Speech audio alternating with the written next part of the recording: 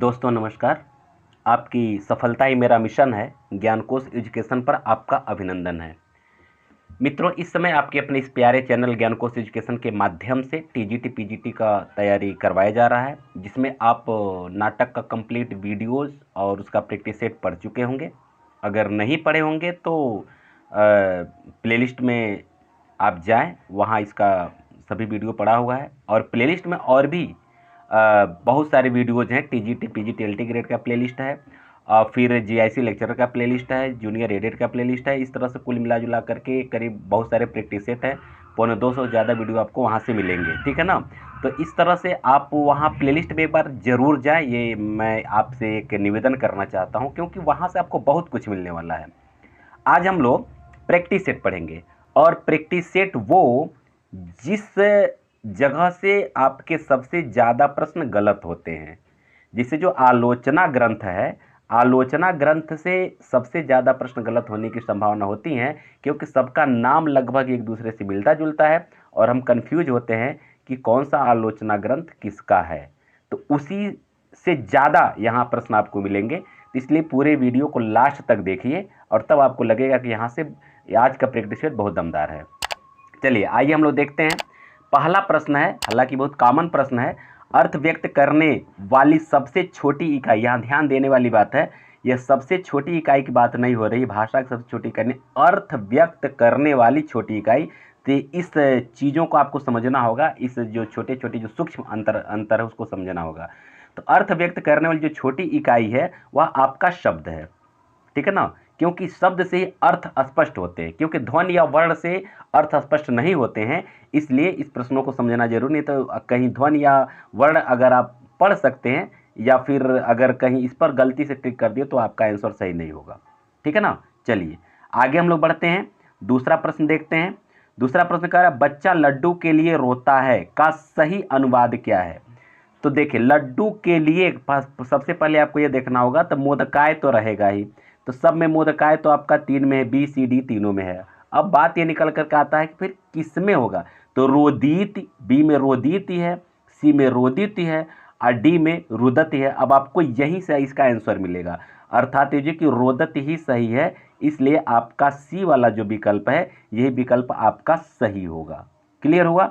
चलिए तीसरा हम लोग देखते हैं, इनमें से कौन सी एक रचना महाकाव्य नहीं है। आपके सामने ये जो 4 विकल्प दिए हुए हैं, इसमें कौन सी रचना महाकाव्य नहीं, आपको ये बताना है। तो आप इसको अच्छी तरह से समझते हैं कि शिशुपाल बधम तो ये बिल्कुल जाहिर सी बात है, यह महाकाव्य है। किरातार्जुनीयम भी है, कुमार संभवम भी है। बच क्या रहा है, प्रसन्न राघव। तो प्रसन्न राघव जो है कि यह वास्तव में महाकाव्य नहीं है, यह जयदेव कृत एक नाटक है। किसका है, जयदेव, जयदेव का क्या है, ये नाटक है, जयदेव का ये नाटक है, ठीक है ना। तो इसको आपको जानना जरूरी। जयदेव के कुछ और जो नाटक हैं आप जानते हैं। शिशुपाल बधम आप जानते हैं कि ये माघ का ये रचना है। कुमार संभव जो है कि आपका कालिदास का रचना है, और किरातार्जुनीयम की बात अगर किया जाए तो भारवी की रचना है, ठीक है ना। चलिए आगे बढ़ते हैं। हम लोग देखते हैं प्रश्न नंबर 4 की तरफ।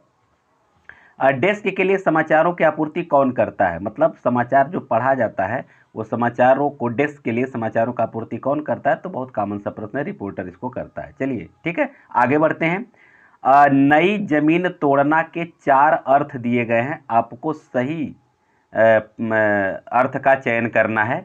5वें नंबर का प्रश्न जो है, तो पुराने को मिटाना, पुराने को मिटाना ये वास्तव में सही नहीं है। लिखे हुए को काटना ये भी सही नहीं है। बड़ी लकीर खींचना ये भी सही नहीं है। फिर बच क्या रहा, अनूठा प्रयोग, यही आपका सही उत्तर होगा। 6वां प्रश्न देखिए, वह भाई जो अन्य माता से उत्पन्न हुआ हो कहलाता है। वह भाई जो अन्य माता से उत्पन्न हुआ हो वह क्या कहलाता है। तो जाहिर सी बात है, आप इसको अच्छी तरह से जानते हैं, इसको अन्योदर कहते हैं। अन्य धन उदर माने अन्य उदर से उत्पन्न होने वाला, तो उसको हम कहते हैं अन्योदर, ठीक है ना। और सहोदर आप अच्छी तरह से जानते हैं, सहोदर किसे कहते हैं। तो जाहिर सी बात है, सहोदर जो एक ही माता से उत्पन्न हुए हैं, जो एक ही माता से उत्पन्न हुए हैं उसको क्या कहते हैं, सहोदर कहते हैं। औरस किसे कहते हैं ये भी जान लीजिए। औरस, औरस जो कहते हैं विवाहिता पत्नी से उत्पन्न पुत्र, किसे कहते हैं, विवाहिता पत्नी से उत्पन्न पुत्र, ठीक है ना, को हम कहते हैं औरस कहते हैं। ठीक, चलिए आगे बढ़ते हैं। 7वें नंबर का प्रश्न है, वाक्य संश्लेषण में उद्देश्य के अंतर्गत नहीं आता है। तो क्या नहीं आता वाक्य संश्लेषण में, तो आप सीधे इसका आंसर पर आ जाइए, कर्म नहीं आता है। ठीक है ना। चलिए, तुम क्या खा रहे हो, ये वाक्य है बहुत साधारण से, इसमें कहीं कुछ दिक्कत नहीं है। तुम क्या खा रहे हो, यह जाहिर सी बात है प्रश्नवाचक ये वाक्य है। ठीक है। वर्तनी की दृष्टि से कौन सा शब्द अशुद्ध है, अब आपको ये देखना है। वर्तनी की दृष्टि से आपको अशुद्ध शब्द छांटना है। ठीक है ना। तो देखिए यहाँ जो है कि स्वत्व, स्वत्व ये भी सही है, प्रारंभ भी सही है, मेहदी भी सही है, दाई ये जो है कि ये गलत है, ये आपका गलत है, क्योंकि यह ई पर यहाँ बिंदी होना चाहिए, दाई ये होता है ऐसे। ठीक है ना। तो इसीलिए ये जो है कि अशुद्ध है। 10वां देखिए, सिंह का पर्यायवाची शब्द है, क्या है, तो आप इसको जानते हैं, शार्दुल। शार्दुल माने क्या होता है, सिंह होता है, ये इसका पर्यायवाची शब्द, बाकी सब नहीं है। ठीक है। चलिए हम लोग आगे बढ़ते हैं। मित्रों, प्रश्नों का कलेक्शन कैसा है आप हमें कमेंट करके बताएंगे। और हाँ, एक चीज़ मैं आपको बताऊं, जो मेरा टेलीग्राम चैनल है, टेलीग्राम चैनल को आप चाहें तो ज्वाइन करके वहाँ से भी अपने नॉलेज को बढ़ा सकते हैं, क्योंकि वहाँ निरंतर अच्छे अच्छे गूढ़ प्रश्नों को 10 प्रश्नों को क्विज के मोड में हम डालते हैं। आप वहाँ से अपना नॉलेज बढ़ा सकते हैं। उसका लिंक जो है किसी वीडियो के डिस्क्रिप्शन में है, और वीडियो के डिस्क्रिप्शन में और भी बहुत सारे अच्छे अच्छे वीडियोज़ के लिंक हैं, आप वहाँ से भी अपना अध्ययन करके नॉलेज बढ़ा सकते हैं। 11 देखिए, अगर आप मेरे चैनल पर नए हैं तो एक निवेदन है, इसको सब्सक्राइब कर लीजिए, क्योंकि निरंतर यहाँ से वीडियो अपलोड किया जा रहा है। और जो मेरे पुराने साथी हैं इसको लाइक और शेयर कर दीजिए, और साथ ही साथ आप प्लीज़ एक बार इस चैनल के प्लेलिस्ट को अवश्य खंगाल लीजिए, वहाँ से आपको बहुत कुछ मिलने वाला है। 11 देखिए, पत्थर के पर्यायवाची नहीं है। अब आपको ये बताना है कि कौन कौन सा चीज़ पत्थर के पर्यायवाची नहीं है।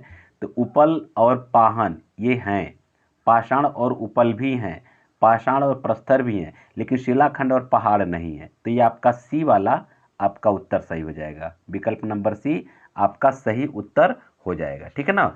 आइए हम लोग 12 नंबर का क्वेश्चन हम लोग देख लेते हैं। 12वें नंबर का क्वेश्चन क्या कर रहा है, 12वें नंबर का क्वेश्चन कह रहा है कि निम्नलिखित में एक का अर्थ क्या है, नौका, माने नाव क्या होती है।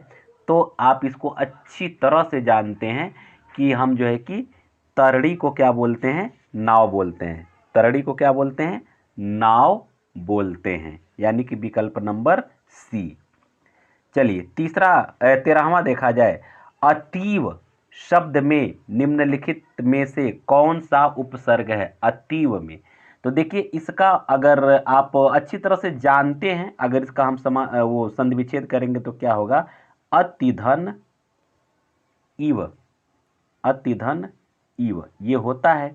तो जाहिर सी बात है इसमें अगर उपसर्ग की बात अगर किया जाएगा तो आपका अति होगा, यानी यही आपका उत्तर हो जाएगा, डी आपका सही है।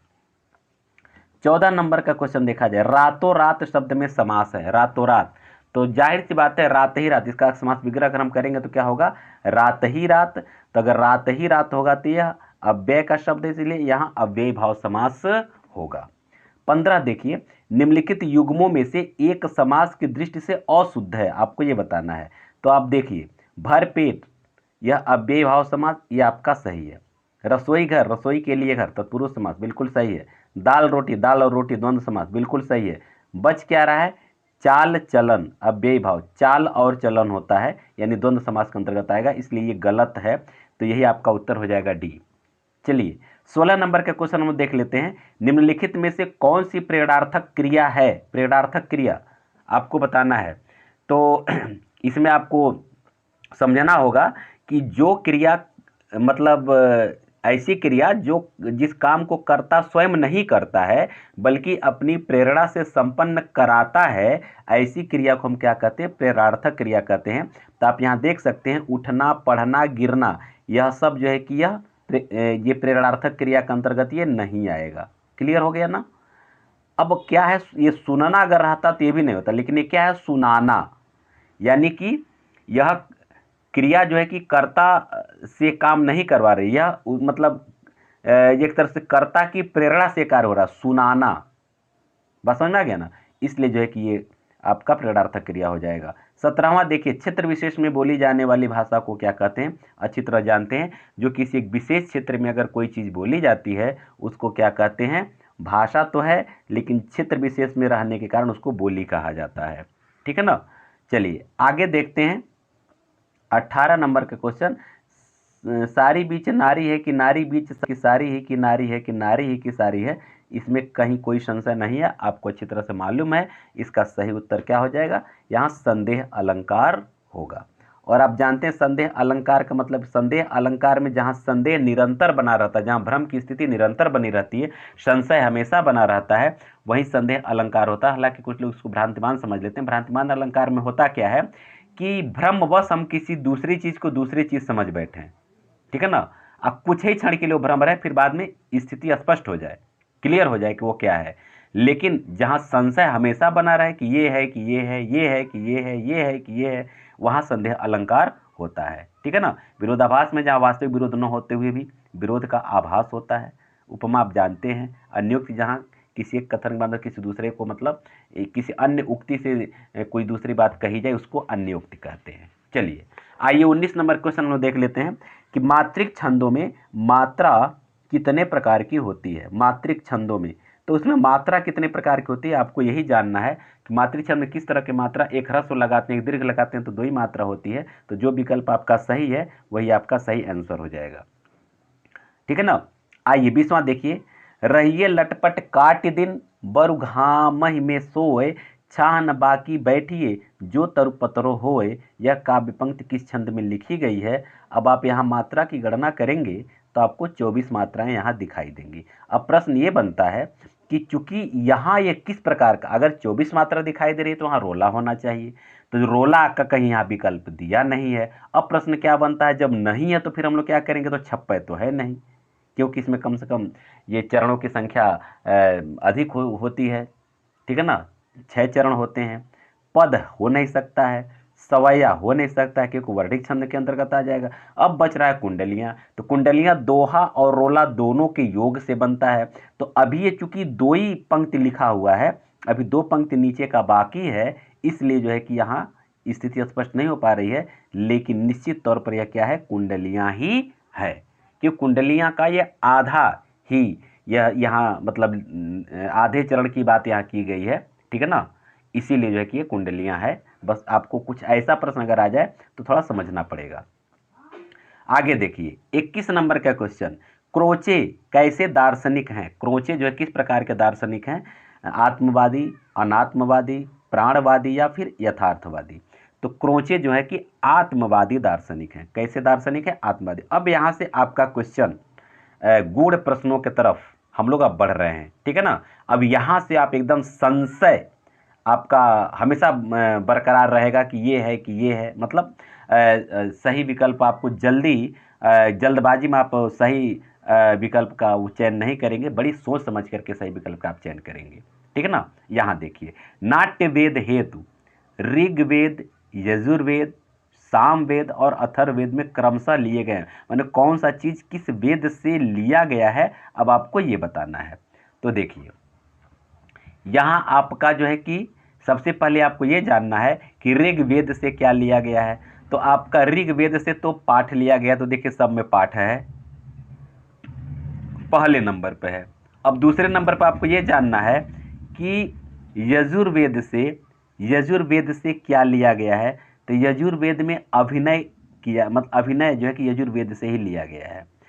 सामवेद से आप अच्छी तरह जानते हैं कि गाना संगीत का ये वेद है, तो जाहिर सी बात है गान।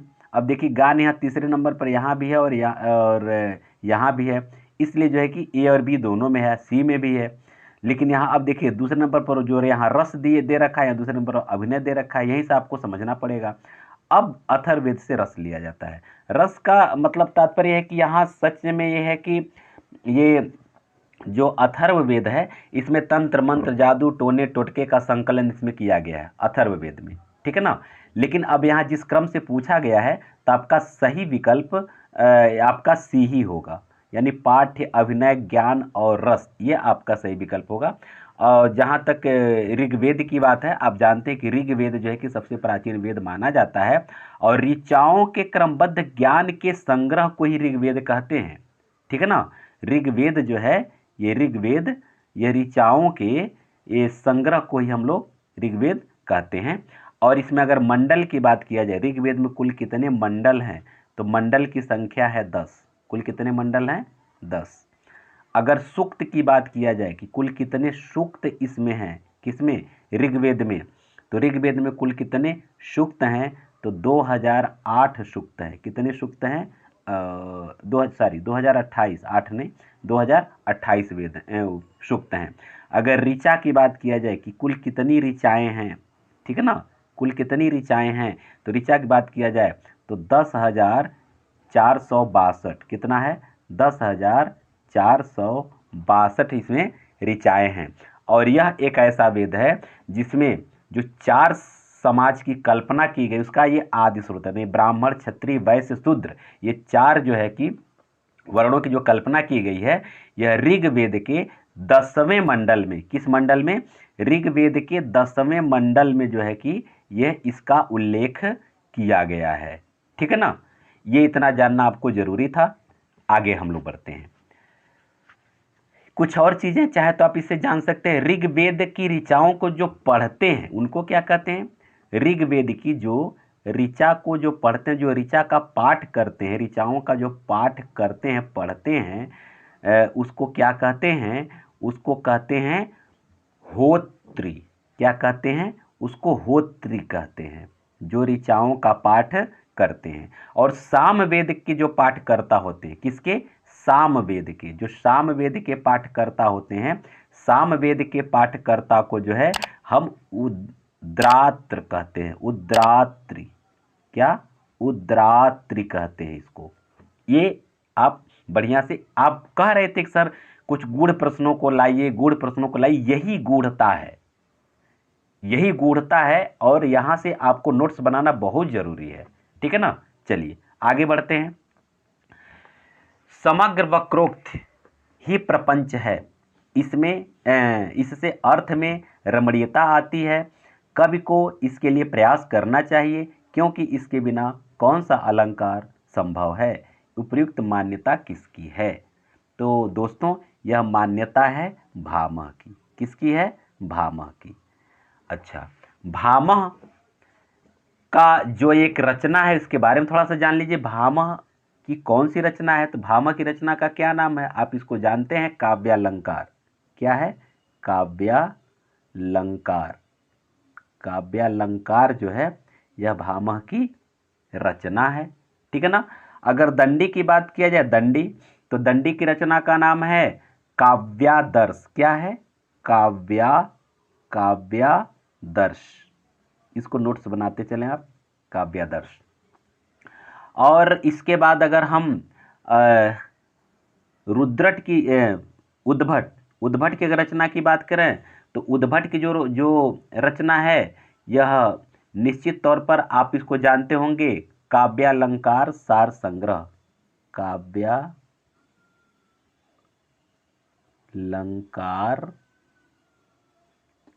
सार संग्रह, काव्यालंकार सार संग्रह। और कुंतक की अगर रचना की बात करें तो वक्रोक्ति जीवितम इनकी एक रचना है। क्या है? वक्रोक्ति जीवितम, वक्रोक्ति जीवितम, ठीक, ये इनकी रचना है। 24 देखिए, कवि की अनुभूति के साथ साथ पूरे काव्य परिवेश का साधारणीकरण किसने प्रतिपादित किया है? ठीक है ना। तो कवि की अनुभूति के साथ साथ पूरे काव्य परिवेश की साधारणीकरण, तो यह आपका सही उत्तर हो जाएगा सी, डॉक्टर नगेंद्र। ये डॉक्टर नगेंद्र ने जो है कि यह प्रतिपादित किया है, ठीक है ना। अगर बाबू श्याम सुंदर दास की अगर बात किया जाए तो यह जो है कि सहृदय के चित्त की साधारणीकरण मानते हैं। किस क्या मानते हैं? सहृदय के चित्त की, सहृदय के चित्त का साधारणीकरण मानते हैं, ठीक है ना, साधारणीकरण मानते हैं।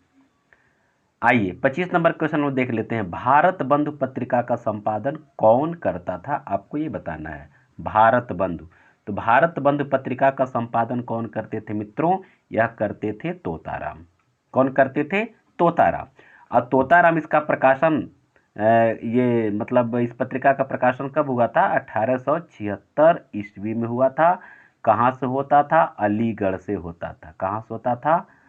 अलीगढ़ से इसका संपादन कार्य होता था। यह एक साप्ताहिक पत्रिका थी। कैसी पत्रिका थी? साप्ताहिक। यह एक साप्ताहिक पत्रिका थी, ठीक है ना। ये आपको जानना जरूरी है। और जहाँ तक प्रताप नारायण मिश्र की बात है, आप जानते हैं प्रताप नारायण मिश्र जो है कि ब्राह्मण नामक पत्रिका का संपादन ये करते थे। ब्राह्मण, क्या? ब्राह्मण नामक पत्रिका का संपादन ये करते थे। फिर कब? 1883 में। कब? 1883 में। कहाँ से? कानपुर से, ठीक है ना, कानपुर से। और विशाल भारत की बात अगर किया जाए तो यही बनारसीदास चतुर्वेदी, बनारसीदास चतुर्वेदी जो है ये विशाल भारत नामक ये पत्रिका का पालन करते थे, विशाल भारत। और ये प्रकाशित कब कब हुई थी? 1928 में। कब हुई थी? 1928 में, ठीक है। चलिए 26 नंबर के क्वेश्चन को देख लेते हैं। क्वेश्चन का कलेक्शन कैसा है प्लीज कमेंट करके हमें अवश्य बताएंगे। आपके कमेंट का इंतजार अवश्य रहेगा, ठीक है ना। 26 नंबर क्वेश्चन, एक बूंद सहसा उछली की रचना विधा है। आप जानते हैं, कहीं कोई दिक्कत इसमें नहीं होना चाहिए। यह एक यात्रा वृत्त है, ठीक है ना। और यह किनका है? तो अज्ञेय जी का है, ठीक है। इनका जो है कि 3 यात्रा वृत्त है। एक बूंद सहसा उछली, यह आपके सामने है। एक और है अरे यायावर याद रहेगा। अरे यायावर, अरे यायावर याद रहेगा। अरे यायावर याद रहेगा। और एक इनका और भी है, बहता पानी निर्मल। क्या है? बहता पानी निर्मल, बहता पानी निर्मल। यह जो कि अज्ञेय का यह 3 यात्रा वृत्त है। हाँ, और एक चीज़ और आपको जानना जरूरी है कि अगर उसकी स्वदेश यात्रा, इससे एक प्रश्न बन सकता है कि अज्ञेय जी का स्वदेश यात्रा से संबंधित ये कौन सा यात्रा वृत्त है और विदेश यात्रा से संबंधित कौन सा यात्रा वृत्त है। तो यह आप जान लीजिए कि अगर एक बूंद सहसा उछली की बात अगर किया जाए, एक बूंद सहसा उछली की बात अगर किया जाए, तो यह जो है कि यह विदेश यात्रा से संबंधित है। किससे संबंधित है? विदेश यात्रा से, विदेश यात्रा से ये संबंधित है। और अगर अरे यायावर याद रहेगा तो होगा स्वदेश यात्रा से संबंधित है, ठीक है ना, स्वदेश यात्रा। ये आपको जानना जरूरी है, ठीक है। और आगे हम लोग बढ़ते हैं। जुलूस रुका है शीर्षक रिपोर्टाज के लेखक कौन है? जुलूस रुका है, तो जाहिर सी बात है अगर आप इसको जानते होंगे, इसमें कहीं कोई दिक्कत नहीं है। ये किसका है? विवेकी राय का, यानी कि बी यह है। और जहाँ तक रंगे राघव की बात है, ये आपका सही विकल्प है, ठीक है ना। अगर रांगे राघव की बात अगर किया जाए तो रांगे राघव का जो ये इनका एक रिपोर्टाज है, ये क्या विवेकी राय का ये रिपोर्टाज है। रांगे राघव का जो रिपोर्टाज है तूफानों के बीच। क्या है? तूफानों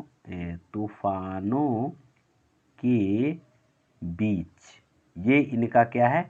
रिपोर्टाज है, ठीक है ना, रिपोर्टाज। उसके बाद अगर फणीश्वर नाथ रेणु की बात किया जाए तो फणीश्वर नाथ रेणु कई रिपोर्टाज लिखे हैं, ठीक है ना। ऋण, जल, धन, जल, एक नाम सुने होंगे, पढ़े होंगे, ऋण, जल, धन, धन, जल, ठीक है ना। ऋण जल, धन जल। एक इन्हीं की एक और रचना है रिपोर्टाज से संबंधित, नेपाली क्रांति। नेपाली क्रांति, इन्हीं की एक और रिपोर्टाज है, श्रुत अश्रुत। क्या? श्रुत, श्रुत और अश्रुत, श्रुत अश्रुत, इनकी एक ये भी रिपोर्टाज है। एक एकलव्य के नोट्स, ध्यान रखिएगा, एकलव्य के नोट्स, यह भी इनका रिपोर्टाज है, ठीक है ना।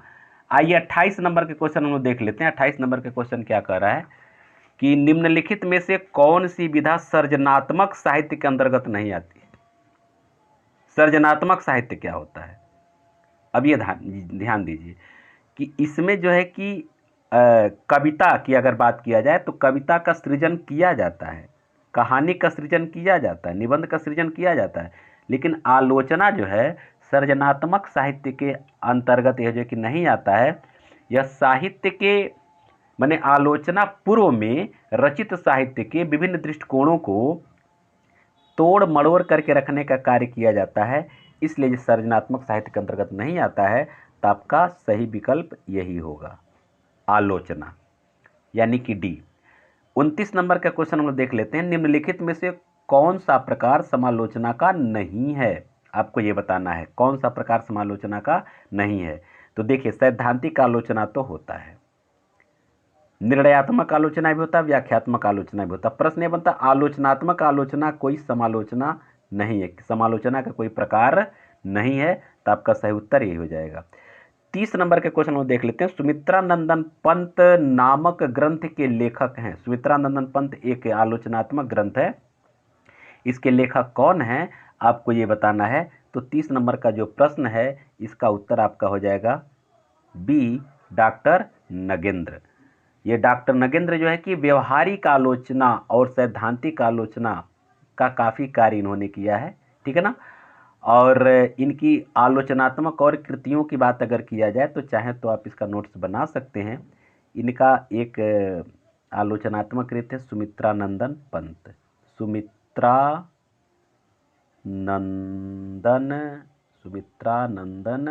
पंत, इनकी एक आलोचना है। साकेत एक अध्ययन, यह भी इनकी आलोचना है। साकेत एक अध्ययन, साकेत एक अध्ययन, ठीक है ना। अच्छा, रीति काव्य की भूमिका भी इन्हीं की आलोचनात्मक कृति है। रीति काव्य की भूमिका, रीति काव्य की भूमिका, ठीक है।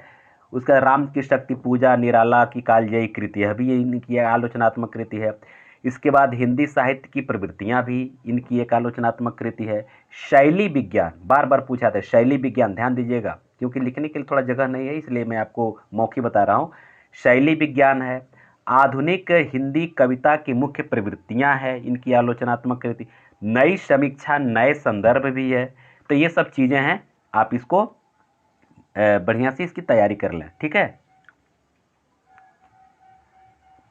अगर 31 नंबर के प्रश्न की बात अगर किया जाए तो प्रगतिवाद किसकी कृति है? प्रगतिवाद किसकी कृति है आपको ये बताना है। तो प्रगतिवाद जो है कि आपका शिवदान सिंह चौहान का यह एक आलोचनात्मक ग्रंथ है। किसका? शिवदान सिंह चौहान का। और शिवदान सिंह चौहान आप इनके बारे में अच्छी तरह से पढ़े भी होंगे और जानते भी होंगे, क्योंकि यह काफ़ी अच्छे मार्क्सवादी और प्रगतिवादी आलोचक माने जाते हैं, ठीक है ना। इनका और कुछ अगर आलोचनात्मक ग्रंथ है तो उसको चाहे तो नोट्स बना सकते हैं। साहित्य की परख है, क्या है? साहित्य की परख क्या है?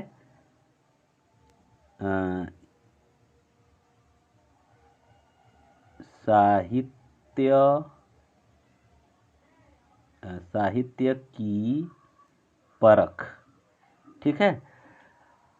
और भी चाहे तो आप लिख सकते हैं साहित्यानुशीलन, मौखिक मैं बोल दे रहा हूँ, साहित्यानुशीलन, आलोचना के मान, आलोचना के मान, यह भी इनकी आलोचनात्मक कृति है।